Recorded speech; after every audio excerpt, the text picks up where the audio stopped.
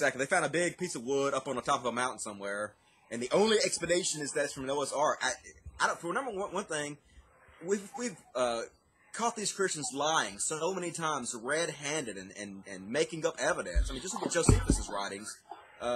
Eusebius in the 4th century forged Josephus' writings to make it look like Jesus existed. So the Christians have been caught time and time again forging and making up evidence that I have a hard time trusting anything that they present anyway, because they have a history of being known to be liars. Exactly. So I would have to have some independent secular scientists go up here and give some real good evidence that this is actually from Noah's Ark, but I don't even know how they do that. I don't know how you prove an old piece of wood is from a goddamn boat from a fictional story. Exactly. And, like, Christians, they've switched stuff around so much, especially with trying to convert people on coming into America, like the pinnacle, or it was just the orbit of Venus. Mm-hmm. And they put it upside down. They're like, you can put the devil's head in here. That's Satan. They're so ridiculous. They always try to find everything they can to scare people into being Christians, you know. It's like, I don't know if you heard about the West Memphis 3. Those 3, they just got released recently.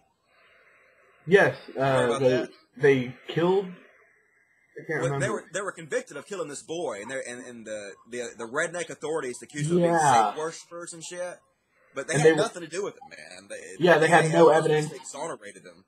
Yeah, that was put them in jail because they said they worship Satan. They were listening to heavy metal music, and they said, "Well, you must be Satan worshippers to kill kids." You know, it's just ridiculous. Yeah, and the only evidence they had against these teens were they were out past 8 o'clock when it happened. And they listened to heavy metal music, so guilty. Yeah, I have been through. That's what caused my personal wavering in Christ, was this justice system. And people telling me there was a situation where someone I loved very much was on trial for something very, very horrible that evidence proved they did not do. And we had to take our evidence out for stupid reasons. And he's in prison for something he did not do.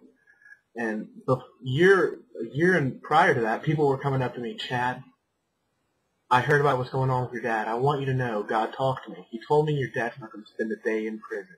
God talked to me. He said you don't have to worry. You can go home with this person. And it was just very strenuous, and I was not worried at all. And then I went to the courthouse, and it all happened. And then it came to, and he was convicted of it. Giving you false hope? That's so ridiculous. I have no belief in the justice system either. The whole idea of justice doesn't exist. Justice is a fairy tale concept that people make up to make themselves feel better, but justice really is non-existent in the real world, in reality. You know, so, and that's why a lot of people want to believe that there's an afterlife where people get real justice in the afterlife, because a lot of people recognize there's not really justice in this world at all, so they want to believe that there's justice somewhere in some way. But there's not. Yeah. There's really not any justice. I think the biggest problem for people to accept or trying to believe in an afterlife, I think, is coming from not being able to wrap your mind around we don't exist afterwards. Exactly, the fear of death and the fear that you're not going to see your loved ones again and all that. I hate that thought. You know, I don't like to think the thought that I'm going to cease to exist, that I'm never going to see my dad again, or all that shit. I hope it's not true, but exactly. But I also know that what I want to be true doesn't change reality. So I accept reality for what it is, because exactly. I'm an adult. I wish I could fly, but reality is I can't. Reality is what it is, but people just can't accept it for what it is, so they live in a fairy tale land. It's crazy stuff that I bet me and you could go on for hours about, but I'm sure we could. But here's the last question. What do you think is your number one fight against the cult of religion? What is your best argument? My best arguments? That's a tough one. You stumped me. There's so many, I can't think of a best argument. Is the question, what is my best argument that religion is not true? Yes. You can word it that way. Or how'd you convert your family? What was the thing that you stated to them that made them make that decision, that open their eyes of this blind faith? Well, the fact that there's no evidence. My first question is, if you make a statement, a claim, you have to give me evidence for it. And so I just simply question the evidence. So when they would tell me something, and I would say, okay, where's the evidence for this?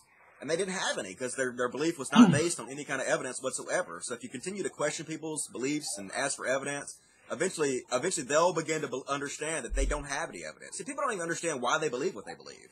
They have to be questioned before they actually understand why they believe what they believe. And if you question somebody enough, you could eventually make them understand that there is nothing solid for the basis of why they believe what they believe. But one of the main ways I got people to stop believing was just to prove to them that evolution is true. Once you get people to understand and accept evolution's truth, then you see that there is no higher power involved in evolution. It's a natural process of natural selection, and it's a very brutal system, an incredible brutal system that any god who set up the system of evolution would be a monster for doing that. So. Yeah. Evolution is obvious, so once you explain, the different evidence we have for evolution, you pretty much shatter religion in people's minds. Yeah, I mean, just give them a little bit of insight and maybe a little research on their own, and just open their own eyes of this blind faith, this cult of religion. The only really way you can make somebody stop believing is to anger them enough to make them go do the research for themselves. That's it. They have to want to know. And until they reach that point where they actually want to know for themselves what's true and not true, then they're still going to be a cult member forever.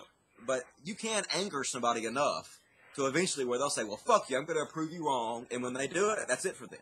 When you go try to prove me wrong, I've won.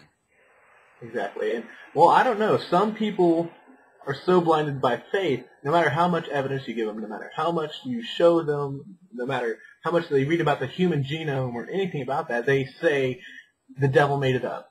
People deny dinosaur bones. They say the devil put them like venom fang eggs, and I've argued with other people that say that it was just brought here by the devil. He wanted to trick us. Well, what can you say about that? How can you argue with people that believe in, fairy tale creatures who are against them at all times? So yeah. There's a certain amount of psychosis that you can never get past, but if people are really open-minded and really want to know what the truth is and really want to prove you wrong, then if they go out and research it for themselves, they'll prove you right every time if they do it. Yeah. Well, I have to see Cindy before we go. She's in bed, man. What? She can't be in bed. What time is it? It's 10 o'clock, but she went to bed about 7. She went to bed early. You guys are both lazy. Yeah, we're lazy, man. We got up and went to the town and got our oil change today, and that completely fucked our day up. So we're both napping and sleeping and shit. I don't know what your interpretation of oil change is, but apparently yours is different from mine because it fucks up your day completely. Whenever I have to leave the house, it pretty much fucks up my day, yeah, for sure. But the thing is, it's so hot. We live in Mississippi. It's so hot. If you ever step outside the door, it just saps all the fucking energy out of you. It's like 1,000 degrees out there. Yeah. Is it really hot down there still, or? Oh, God, it's ridiculous. This global warming is killing me. Do you believe in global warming, or? Oh, well, yeah. I mean, when 95% of the scientists say something is likely to be true, then I take their word for it. Yeah. Pretty simple. I take their word over the people that, like Exxon, who hire their own experts to claim it's not happening. I take the side of the person that doesn't have a dog in the fight to lie about it. Yeah. Well, I think I'm out of questions. Anything you want to add? Nope, I appreciate it. Hey, you guys, check me out at cultofdusty.com and check me out on YouTube at cultofdusty. And we'll have good times. Become an atheist because that's the intelligent position. It is. Thanks, man. I'm Chad Rao. That is the People's Atheist, Dusty Smith. Give us a little logic bitch slap. Logic, guys. See you, Dusty. Thanks. See you, Chad. Thanks, man. Take it easy.